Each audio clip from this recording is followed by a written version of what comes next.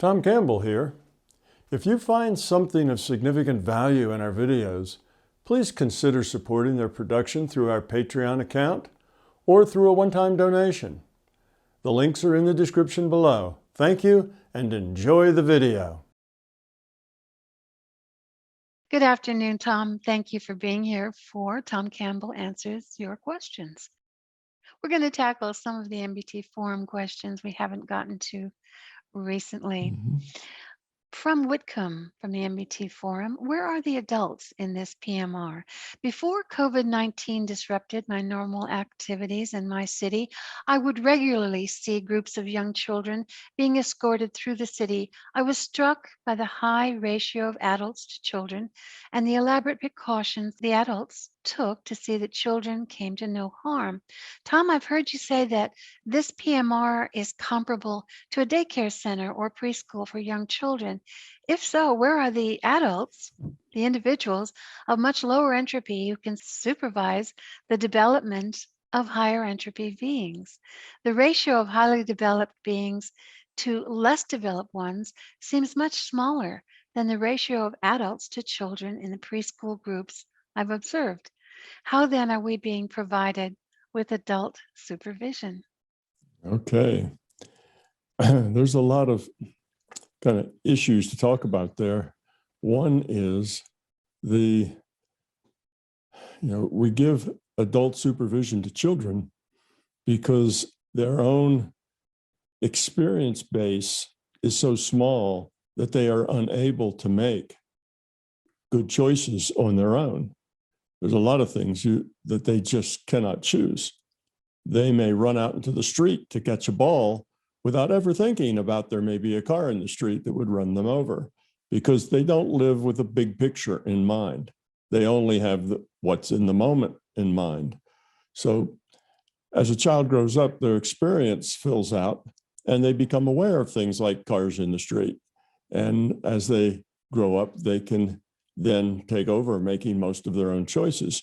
And indeed, once they become teenagers, late teenagers, say, 17, 18, 19, then parents should be turning over most of their choices to them. And by the time they get into their 20s, parents should be turning over all of their choices to them. We shouldn't have, 25 or 30-year-old people still having their parents make choices for them. So that's a little different.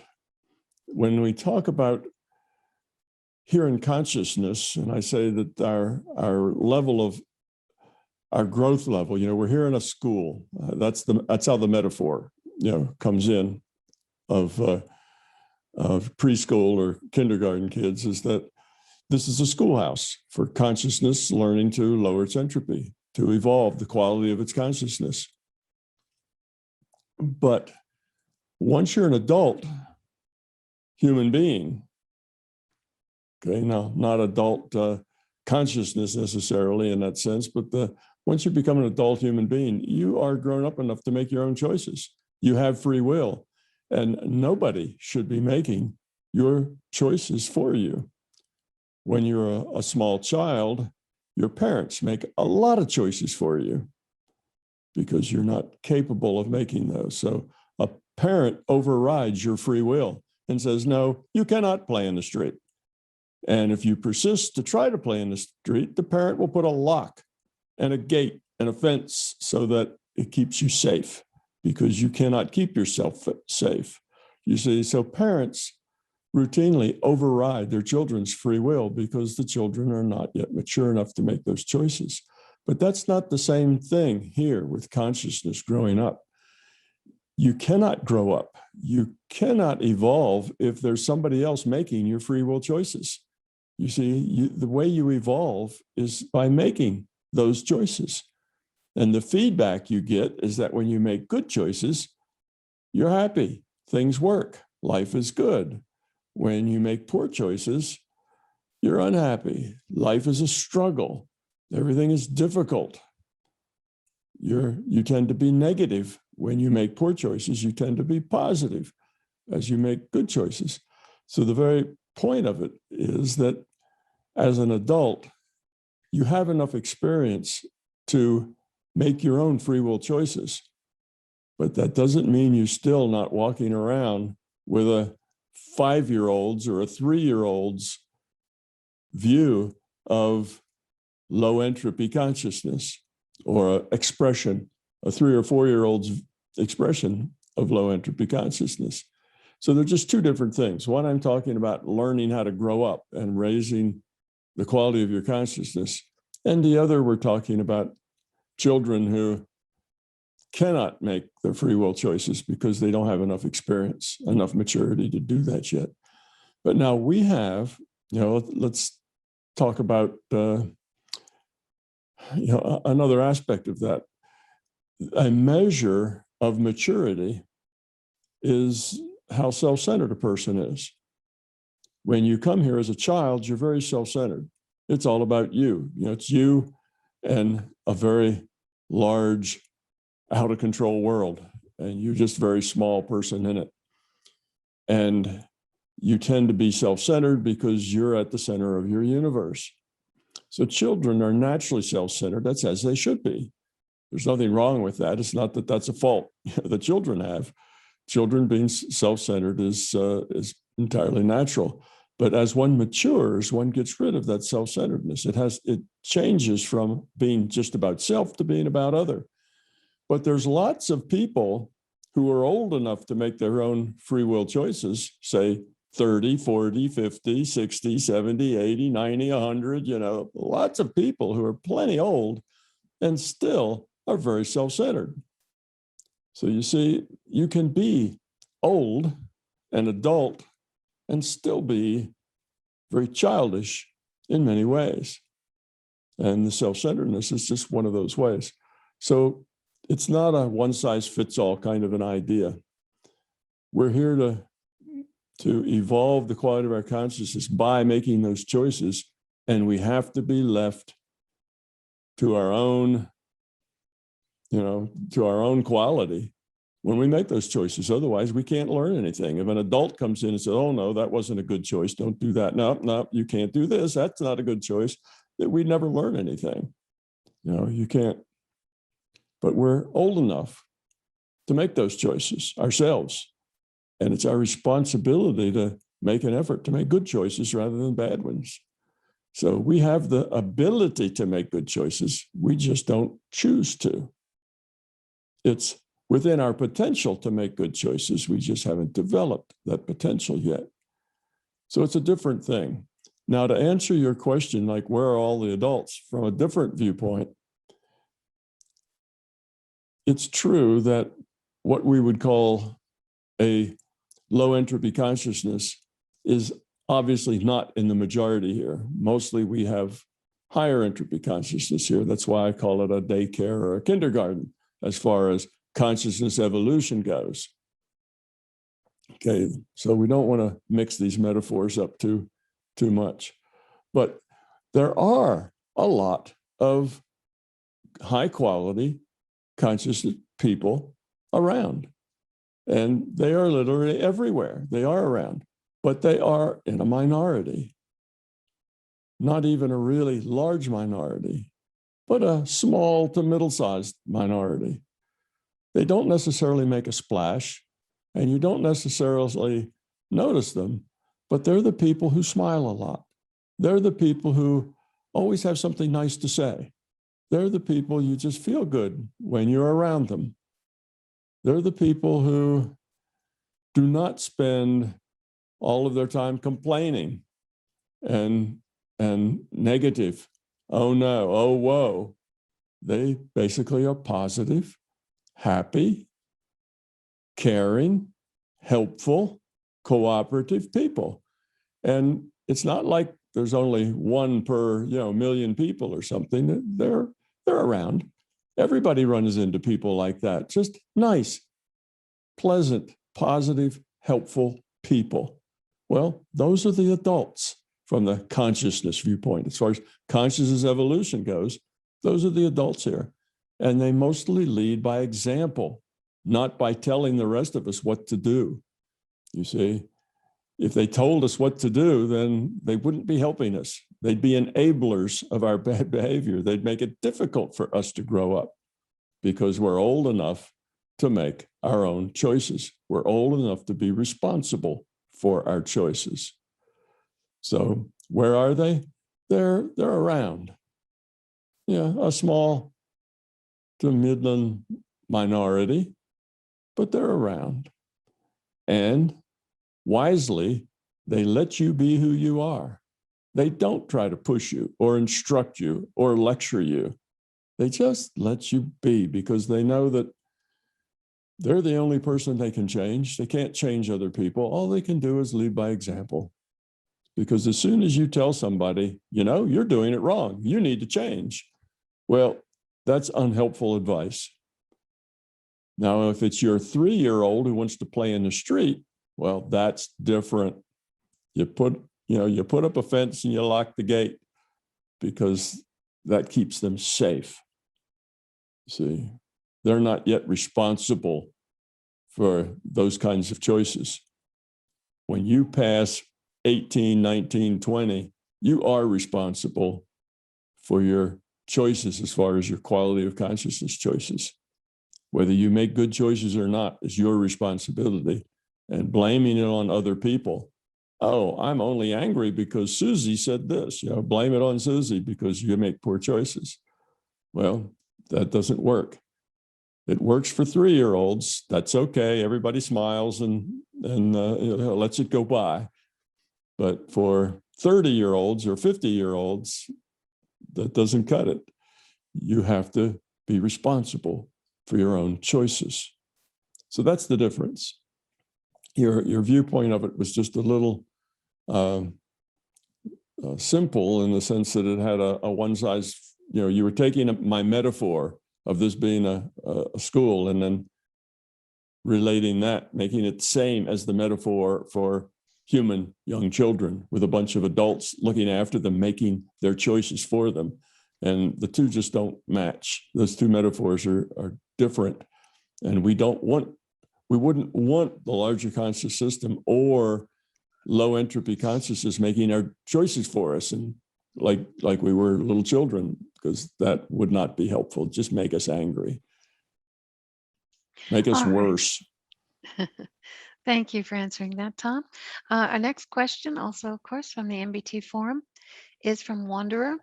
And he asks, so I'm mostly curious about how to approach some applications and how a few different ideas I've picked up from videos or the forum would fit together.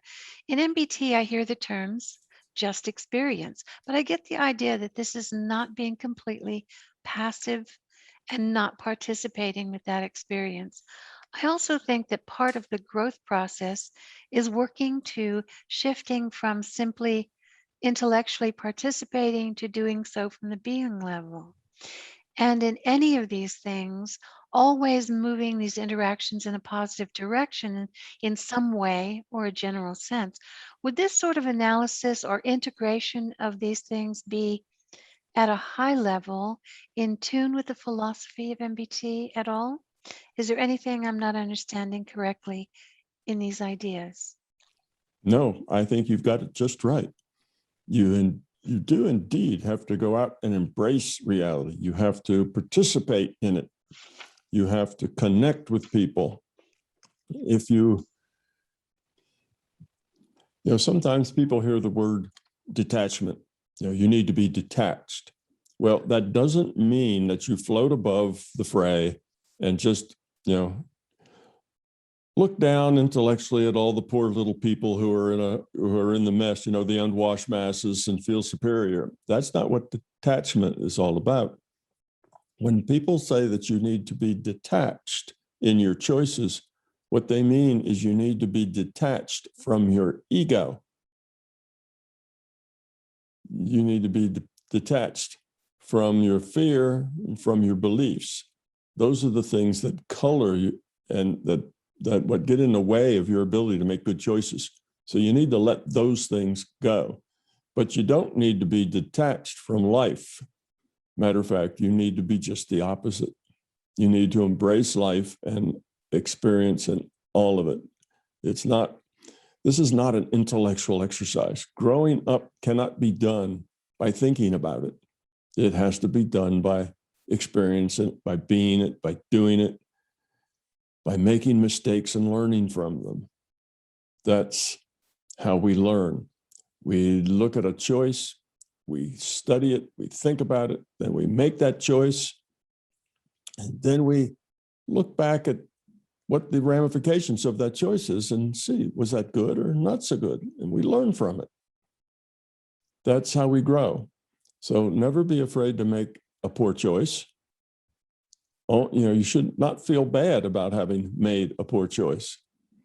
The only thing that should make you feel bad is that you don't learn anything from the poor choice. You keep making it over and over and over again. That would show that you're not paying attention, not really trying. So yes, make choices. And if there end up to be poor choices because there were unforeseen consequences, well, learn from it. Why were those consequences not seen? What was it that you missed? What is it that you didn't understand, that you didn't plan for? And don't make the same mistake twice if you can help it. Now, most of us make a mistake like 5 or 6 times before we start to catch on that we're even making a mistake. So when I say don't make it twice, that's a good try to not make it twice, but typically we make them a bunch of times before it even catches our attention that we're making a mistake. But that's okay, but we need to learn from it. And if you do that, just that simple little thing and make your best choice and then learn from the results, that will put you where you want to go. You'll end up evolving and becoming love if you just do that. So, you were right on in your assumptions that this is not a float above it kind of a philosophy where you do not get engaged with what's going on in the world. Yes, the world is a messy, sometimes very negative and unpleasant place, but you need to engage with it in ways that are profitable for you. And profitable, I'm talking here not in terms of money in the bank, but in terms of quality of consciousness.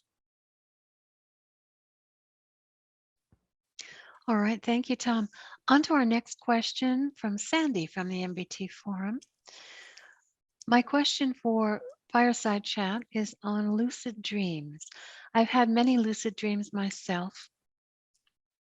And you said on one of your many discussions that who we are in our dreams is actually us.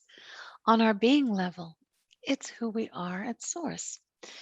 Is this also the case for the other people we interact with in our dreams?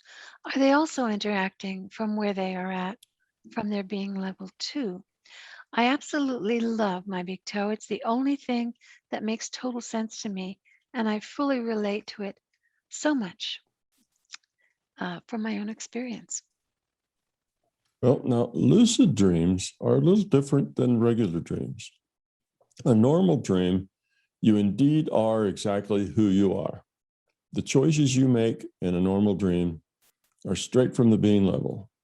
Now, once you become lucid, now your intellect is aware inside the dream. You're lucid in your dream. That intellect can make choices based on its ego, based on its fears and other things. It's not necessarily just you at the being level anymore. So what I said about dreams being representative of who you are, that's true for normal dreams. May or may not be true for lucid dreams. It's not that it can't be true for lucid dreams. It's just that when people are lucid, they can take that intellect with all of its influences, from fear and ego and belief, and make choices intellectually. It's when you're not aware and it's not a lucid dream, your choices are just made right out of your core. So there's a little difference there, but in general, you're quite right. And yes, the people you meet in dreams, if you are actually meeting a person who's dreaming in the dream world, then yes, that person is acting the way they would act. That's really the way they are. It works that way as well. If you're dreaming, they're dreaming. If you're lucid and you're meeting a person in the dream world, then your interpretation of what that person is doing may be colored by your fear, your ego, and your beliefs. So that's what I mean. It's not quite the same thing. All right, thank you very much. We'll move on to the next question from Sheepwalker from MBT Forum. Is it possible to get completely rid of fear and ego on the intellectual level during an experience packet that's a lifetime, even if one has a very low quality of consciousness at the being level? That's a very difficult state to be. You know, when you say completely, you're looking at zero. We're not going to get to zero entropy. Zero entropy is not something that's, you know, realizable, but we can get close. We can get down to 0.000000001, you know, very, very close to zero, 10 to the minus 10, maybe even 10 to the minus 20. We can get very, very small, but to get to absolute zero is not a feasible thing.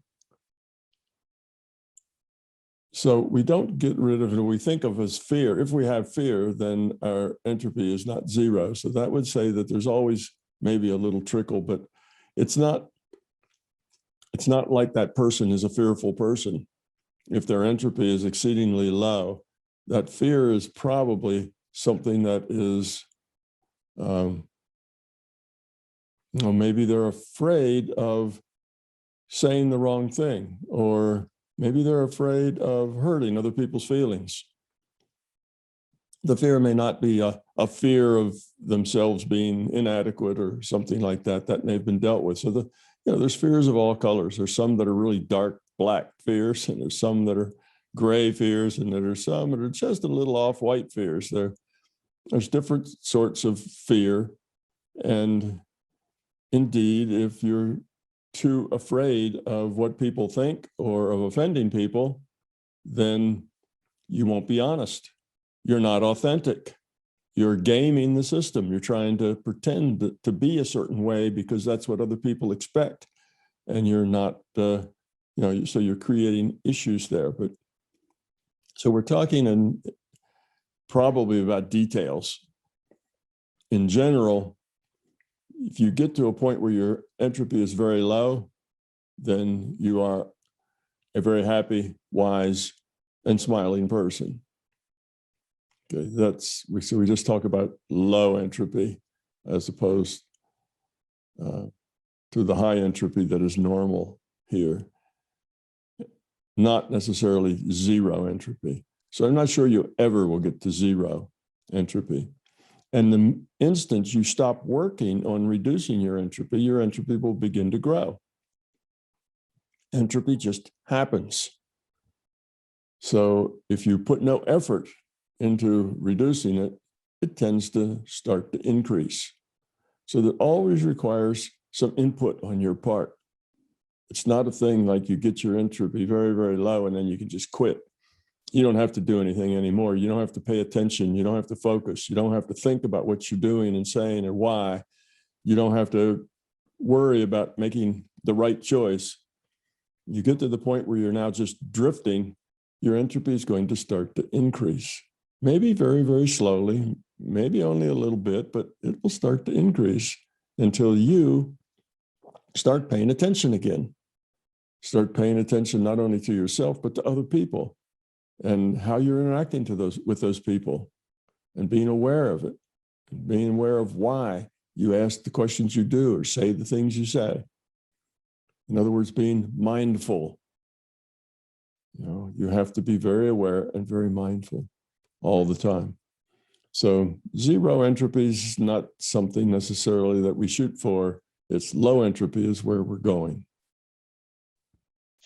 Right, Tom. And you would say that a as he mentioned, a relatively low quality of consciousness could not necessarily get rid of a lot of fear over one lifetime, simply from an intellectual level. Yeah. Well, I wouldn't like to use the word could, because that's asking, it's like, is it possible?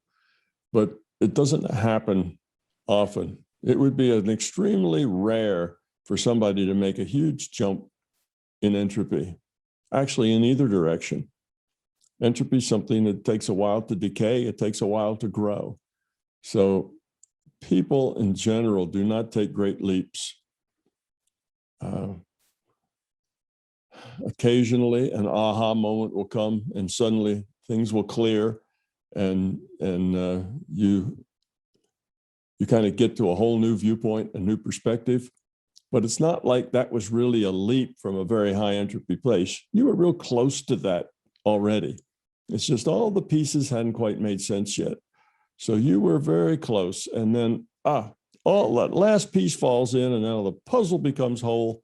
And now you're a different person. And that may seem like a big step, but there were a whole lot of steps to get you up to that point where you were so close that it was just that one piece fell together and made the difference. So it's not like somebody with a very high entropy, a very low quality of consciousness suddenly becomes a high quality of consciousness because they had some sort of amazing experience. That would be exceedingly rare. If it happens at all, it would be exceedingly rare. And now, certainly not through the intellect. No, certainly not by an intellectual process. Matter of fact, the intellectual process is not going to help you lower entropy very much, other than just give you guidance to point you in the right direction. But you still have to do the work by changing yourself.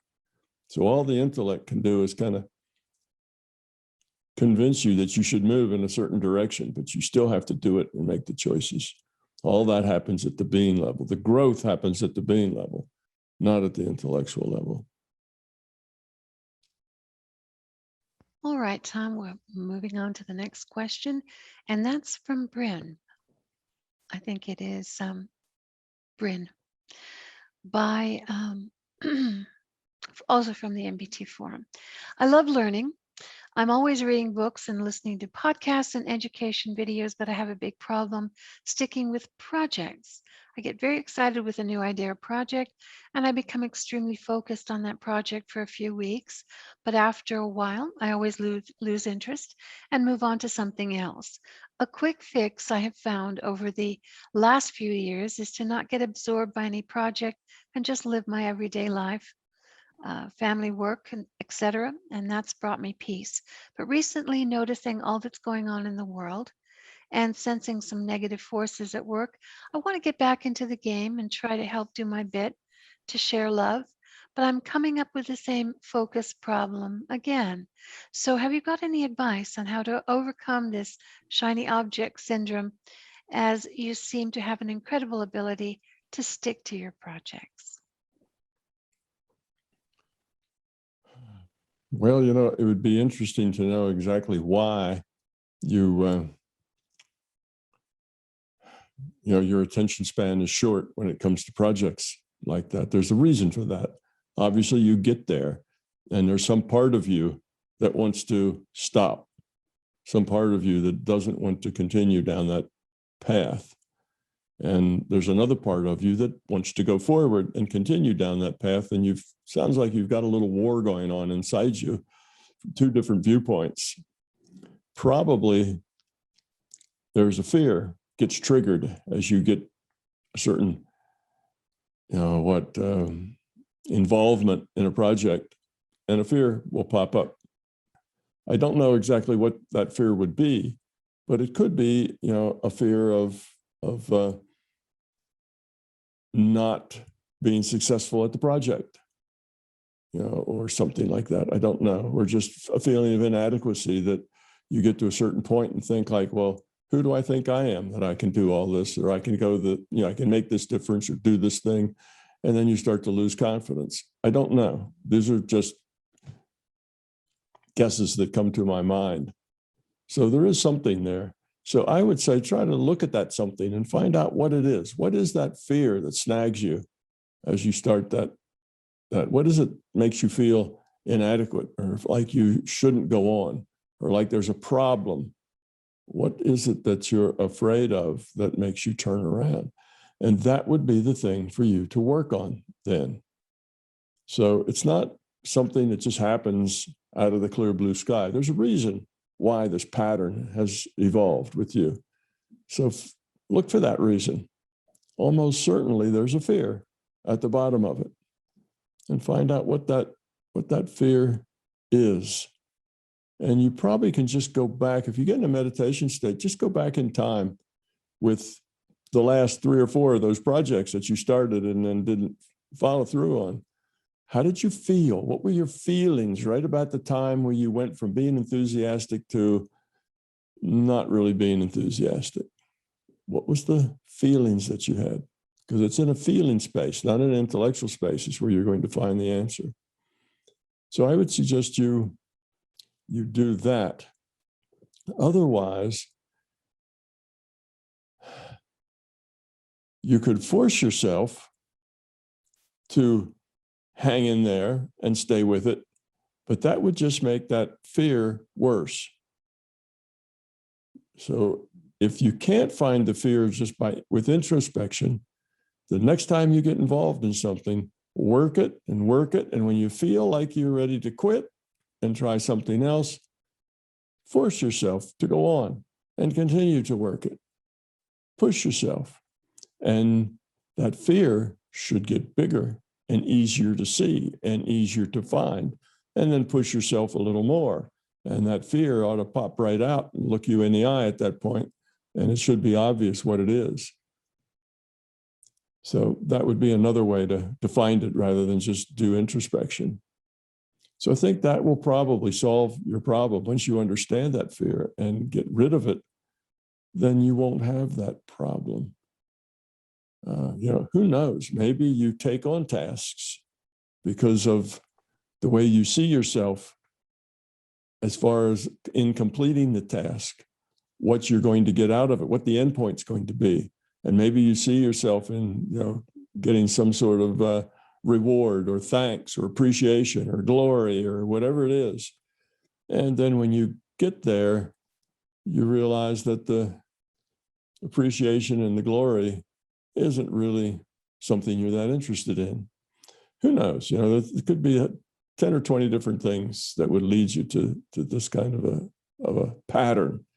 But the pattern has a point.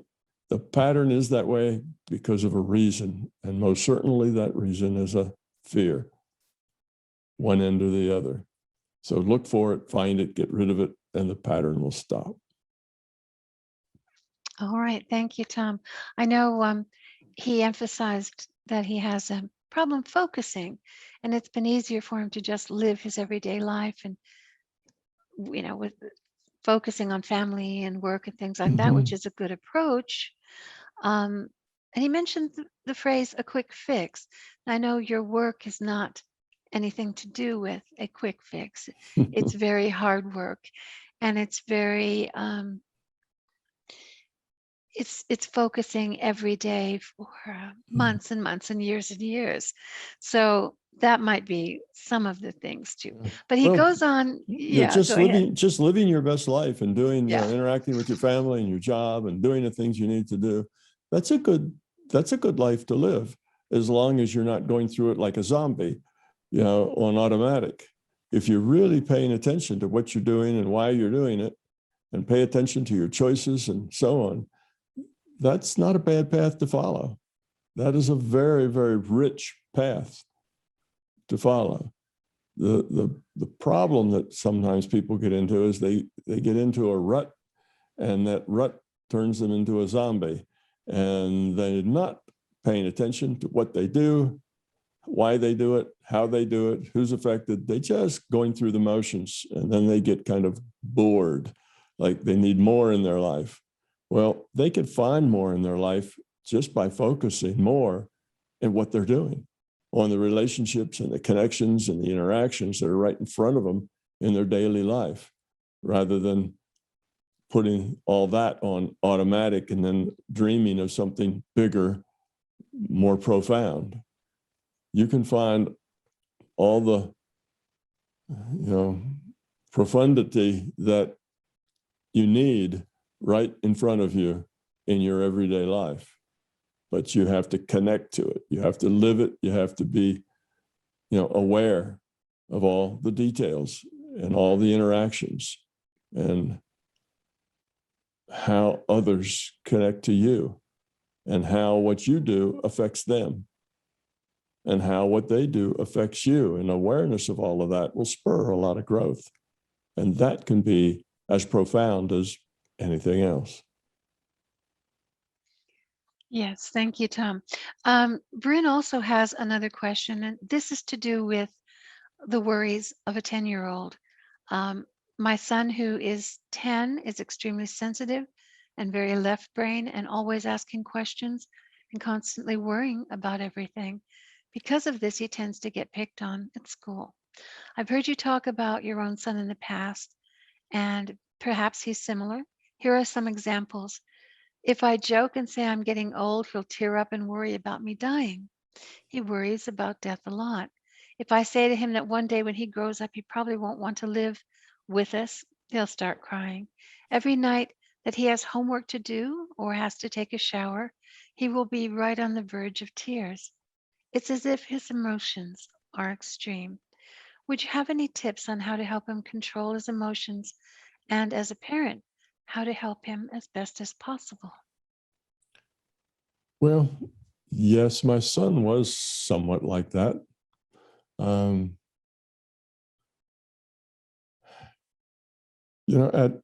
At the age of 10, there are some concepts and ideas that children just aren't ready for yet. A child of that age just not ready to deal with that way. So talking to them about someday, you will want to go off on your own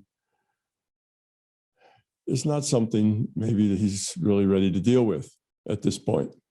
And because he is probably a brighter than usual kid, because the kind of things you're describing are usually the kind of things you have with very bright children. They're very smart. They make a lot of connections, but they don't have a big enough connection to put what they figure out into a context. And without that context, everything can loom mightily large, even if it isn't all that large, or mightily small, even if it's not that small. If they don't have a context within to place things, then their emotions can get carried away with the possibilities as they see them. So first of all, I wouldn't discuss those sorts of things, say those kinds of things, particularly once it upsets him, to kind of avoid those questions that require context, experience in order to really understand. A 10-year-old isn't going to understand it one day. He's going to grow up and be independent and move away. Intellectually, he can understand that. That's not that hard to understand intellectually. You can see that there's people of all ages and that you yourself were a child, but now here you are his parent, and that's just the normal way of things. And he can get that intellectually, but as he sees himself off on his own, abandoned by his parents to live his own life all by himself, and he doesn't know how he could possibly do that, because at 10, he has no context with which he can see himself doing that. So then he gets upset. So be aware that when you have a particularly bright child, you have to be a little more careful about what you say to them. And you can trigger, some very strange responses. Because like I say, they have that lack of context in which to place things, to where an adult has that. So it's all okay. Well, of course I'll grow up and then I'll go off and I'll have children of my own. And all right, intellectually, no problem. Emotionally, they don't know how to process that. It's outside of their experience to the point they can't process it. So don't say those, don't go there with him with that. Now you've learned the kind of things that upset him. Don't go there until he is a little older and can process it. And then you can talk about those things. And death is another one of those things. When he thinks about death, because he is a very bright person, he thinks of all the ramifications. So what would death mean to me? What if my parents died? What if my siblings, my sister and my brother died? What if, we were all in a car and got run over by a truck and we all die? So he's trying to deal with those possibilities without any experience base, again, without any context in which to put them. And it's overwhelming for him. Now, a child that's not that intellectually gifted doesn't ever go there. When they hear about, death or somebody died or somebody's in an accident or so on, they go, yeah, accidents happen. And then they go on playing or doing whatever. That's as far as it goes. They don't take it any further than just realizing that it can happen and it's really not my reality. I don't have to worry about it. Whereas a very bright child starts to process all the possibilities and how they might affect him. Yes, my son did much of that, and it is something you just have to work with. Something that comes to mind is crossing a little creek. Yes, my son, when he was in school, we had in the area flash floods, where you get an awful lot of rain at one time and little streams turn into gushing rivers. And they do it suddenly.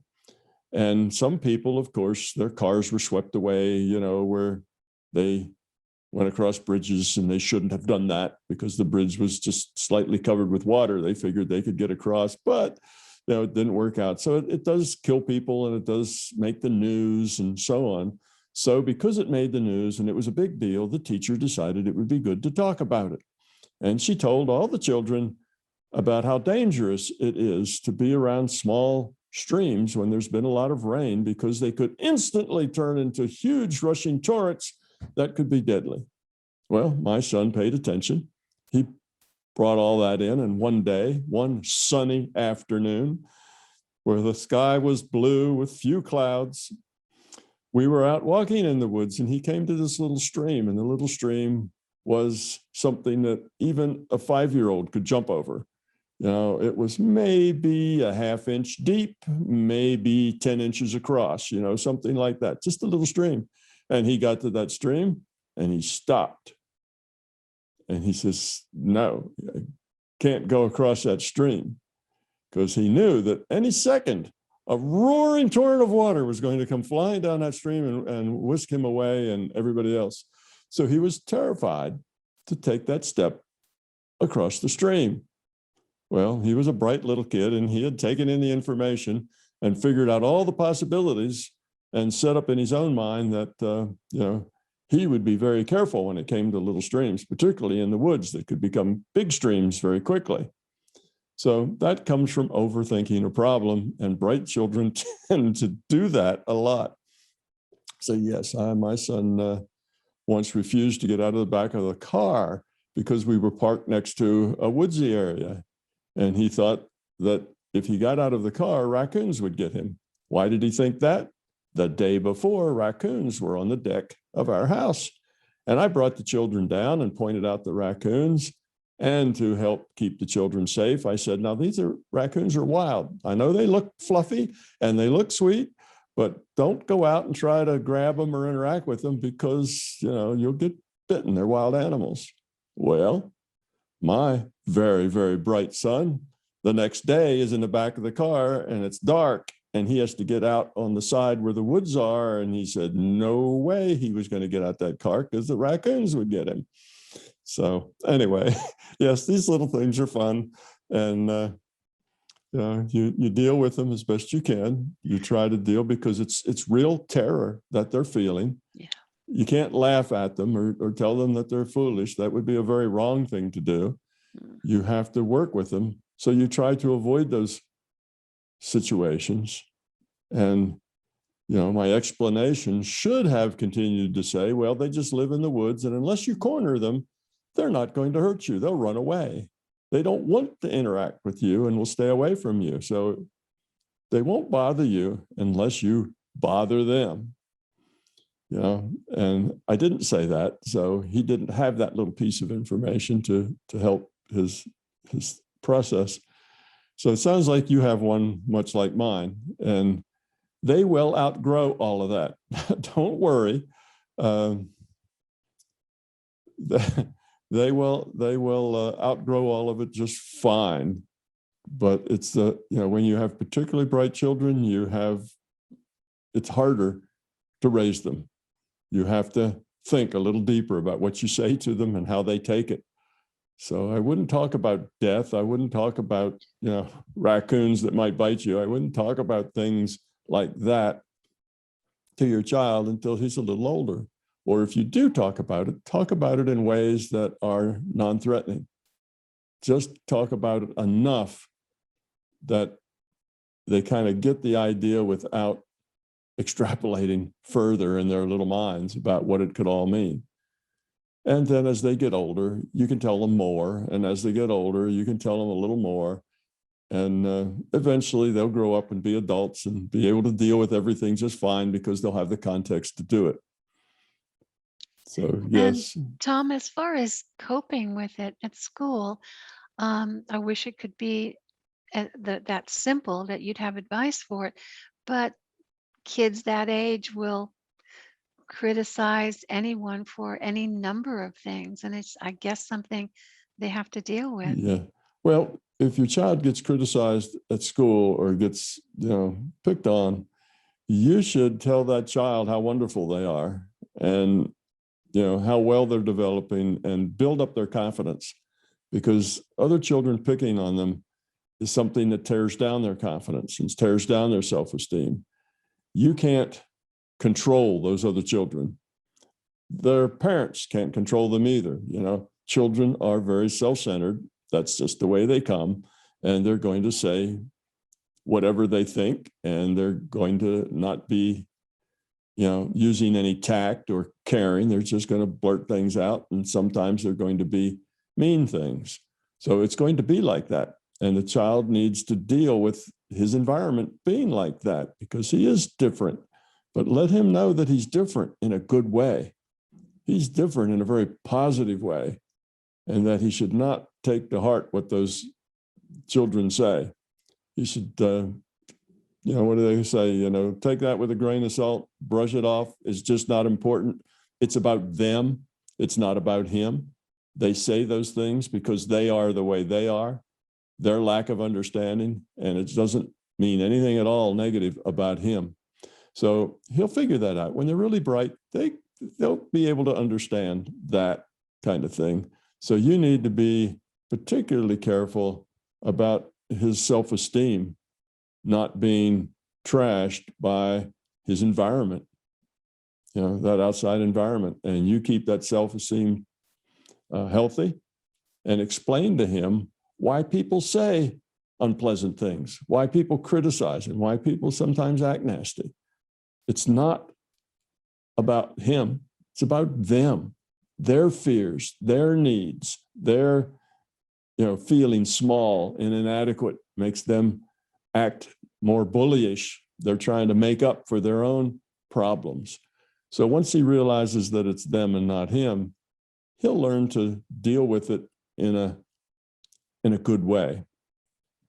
He should not challenge them or call them names or tell them that they're stupid or anything like that. So you don't want to give them anything negative. That's not good. Keep it positive. Those other little kids are just doing the best they can with what they've got too. They're just struggling themselves, trying to figure out who they are and why they are and develop their own sense of self. And he just needs to let them be like that and find ways to work with them in spite of that. Thank you, Tom. I think that's very important advice, especially the advice that what other people, criticize you for is more about them than it is about you. So thank you for that. I think that will help. All right, well, let's go on to the next question. Also from the MBT forum, this is from Pipeman. Tom mentions in a couple of videos with Donna, including the most recent one, My Big Toe Q&A, January 1st, 2021, a really de-evolved PMR that he visited in the past And when prompted by Donna if there have been any changes since, he goes there for a few seconds and then says he got the feeling that things are starting to improve. Now, my question is, how does this work? How do you get a sense of anything within a few seconds? Suppose some IUOC incarnated in another PMR who briefly visited Earth in the 1960s wanted to check on the entropy level of Earth now and only had seconds to do it. How would he do that? I mean, we as full-time Earth residents would be hard-pressed to come up with a clear answer to that if we consider the entire planet, not just the country we live in, and the changes at the being level, not acting due to laws, regulations, but someone who jumps in and out for a brief time. So that kind of concept of dipping in and assessing what the environment is his question. Well, he is thinking that the only information you get when you are in a reality is the information that you collect with your sense data. Well, that's the way most people think, that, okay, my sense data can only collect so much information. So if I can't get around and spend a lot of time seeing what's going on, collecting data, hearing, seeing, smelling, tasting, feeling, if I can't collect a lot of data, then how can I possibly come to conclusions? But that's not your only data source. Your only data source isn't source data. You have also an intuitive channel that can scan and peruse databases. You can look at you can connect through this same intuitive channel with other people's minds and get a sense of how they feel and why they feel that way, and not have to do it detail by detail, but just get the whole lump. That's how intuition works. It works as a knowing from an outside source, and you just get it. So before, you didn't have that knowing, and afterwards you do. The intuitive channel is a completely different sort of channel than the intellectual channel. Now, the intuitive channel, once developed, is just as accurate and just as reliable as the intellectual channel. Actually, even more so, because the intellect rarely has enough facts to come to deductive conclusions. So intellect has to do a lot of guessing, whereas on the intuitive channel, the information is available. That's, it's true information. It's available. All you have to do is reach out and access it. So you can get the big picture. You can get the viewpoint, the average entropy, if you like, without having to make 10,000 samples all over that particular world and then make the average yourself. You can go to the databases, and shoot, if you want to, you can get a curve of average entropy over the last millennia, and you can look and see what that looks like, or over the last 10 years. So all that data is available elsewhere. So when I get that sense that something has changed, so when I went back to that reality, when you said, and I took a few seconds, I went back there to see, how was that now? And my question was, how did it change? Because you asked about it. So I had that sense of change in my mind when I went back there. And as I was looking at it, my mind was collecting data on how it had changed. And a little bit afterwards, I think when I talked to you again, it started to come together why it had changed. What had triggered that process. And I don't even remember the details right now, because that was 5 months ago or something, 4 or 5 months ago. But anyway, those things, that's the way the intuitive process works.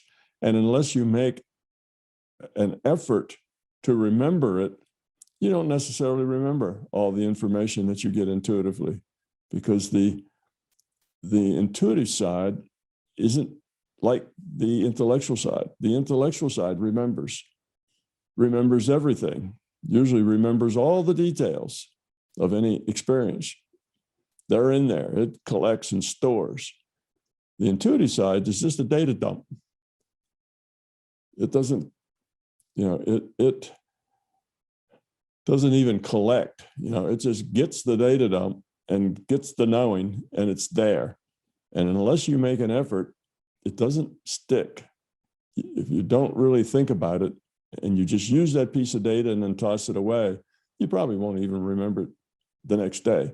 That's just the nature of working in the intuitive side as opposed to the intellectual side.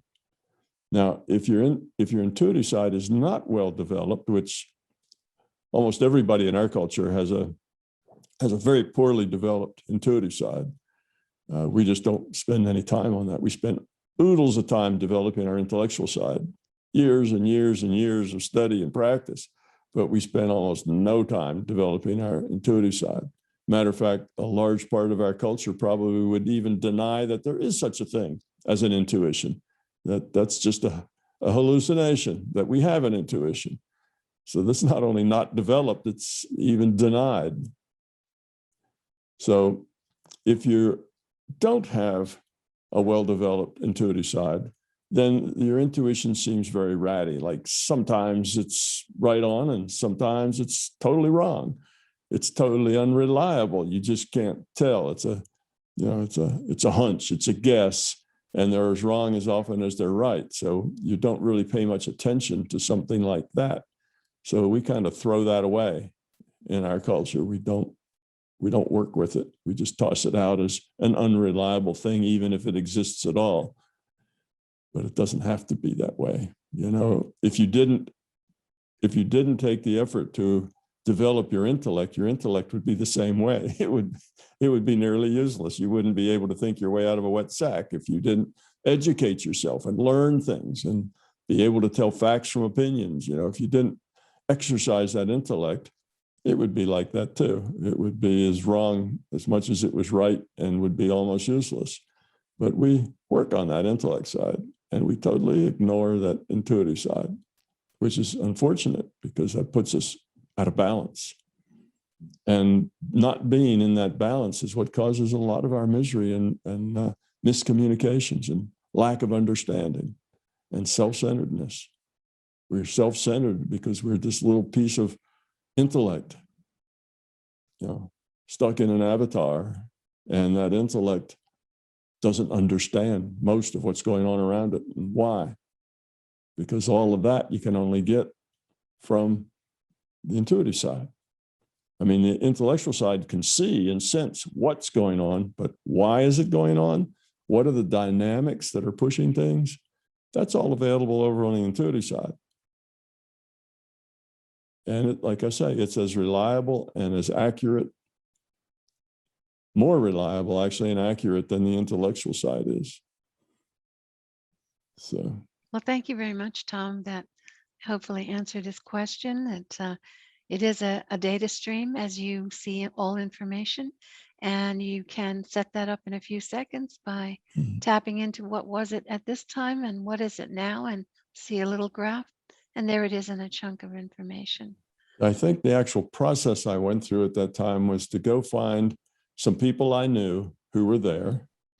Here's some people that I know who were there when I was there that I knew. I kind of looked in on them, and then I was able to share their perspective of what had gone on since the last time I knew them. And that was the data dump.